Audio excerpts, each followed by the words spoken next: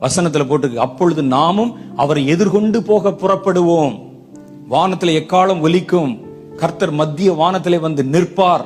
அந்த எக்காலம் சத்தம் கேட்ட உடனே அப்பொழுது மரித்தவர்களாய் காணப்பட்டவர்கள் உயிரோடு தங்கள் கல்லறைகளிலிருந்து எழும்புவார்கள். பவுல் சொல்றாரு, அப்பொழுது உயிர் உள்ளவர்களாகிய நாமும் அவரை எதிர்கொண்டு போக புறப்படுவோம். அப்ப இயேசு பூமிக்கு வர போறதுல வானத்துல வந்து நிற்கிறார். அந்த வானத்துல ஒரு பெரிய மீட்டிங் நடக்கும். அப்ப இயேசு வந்து அங்கே நின்ற உடனே நாம் எல்லாம் அவரை நோக்கி இழுக்கப்பட்டு, அது பேர் தான் ரகசிய வருகை.